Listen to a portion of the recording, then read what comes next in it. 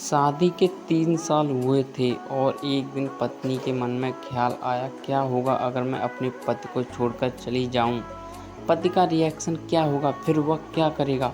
इसी विचार के चलते पति की परीक्षा लेने के लिए उसने एक चिट्ठी लिखी। उसमें लिखा, आपके साथ रहकर बोर हो गई हूँ।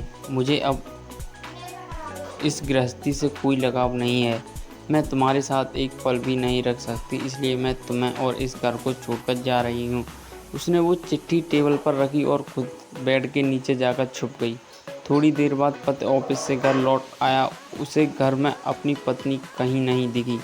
फिर उसकी नज़र टेबल पर रखी चिट्ठी पर पड़ी। चिट्ठी को उठाकर उसने पढ़ी। थोड़ी देर तक बिल्कुल शांत रहा, कुछ नहीं बोला। फिर उसने उसी चिट्ठी में पीछे कुछ लिखा और अपने मोबाइल में गाने बजाकर ज़ोर ज़ोर से नाचने लगा।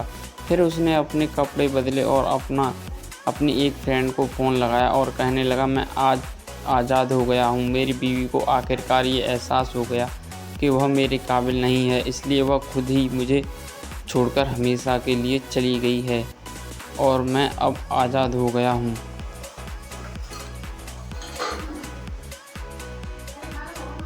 तुमसे अभी सामने वाले बगीचे में मिलना चाहता हूँ, फटाफट वहाँ आकर मुझे मिलो।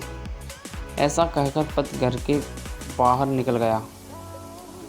दोनों आंखों में आंसू की धारा लिए पत्नी बेड के नीचे से बाहर निकली। उसके हाथ थर-थर कांप रहे थे। कांपते हाथों से उसने टेबल पर रखी वो चिट्ठी उठाई और पढ़ी, जिसमें पति ने लिखा था, अरे पगलेट, तुम्हें तो ठीक से छुपना भी नहीं आता। बेड के नीचे से तुम्हारे पैर दिख रहे हैं। तुम जल्दी से गर्मा गर्म चाय बनाओ, मैं सामने की दुकान से बिस्कुट लेकर आता हूँ। मेरे जीवन में खुशी तुम्हारे आने से है, आधी खुशी तुझे सताने में है और आधी तुझे मनाने में। आखिर लास्ट में तो हम दोनों ही साथ रहेंगे ना। कभी हम झगड़े, एक दूसरे की टांग खींचें, एक दूसरे को बुरा भला कहें, फिर भी एक दूसरे पर दादागिरी करने के लास्ट में हम दोनों ही रहेंगे ना। जो बोलना है बोलो, जो करना है करो। जब चश्मे गुम जाएंगे तब एक दूसरे के चश्मे ढूंढने के लिए लास्ट में तो हम दोनों ही रहेंगे ना। कभी मैं रूठ तो तुम मुझे मनाना, कभी तुम रूठो तो मैं तुझे मना लूँगा। एक दूसरे को लाड़ लड़ाने के लिए आखिर में तो हम दोनों ही होंगे ना। जब नज़र कम आएगा, सुनाई भी कम देगा, तब एक दूसरे को ढूंढने के लिए हम दोनों ही होंगे ना।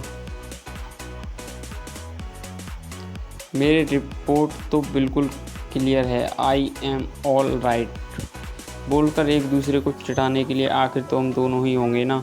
जब हम दोनों का साथ छूटेगा, अंतिम विदाई होगी, तब एक दूसरे को माफ़ करने के लिए आखिर हम दोनों ही होंगे ना। आखिर में सिर्फ हम दोनों ही होंगे ना।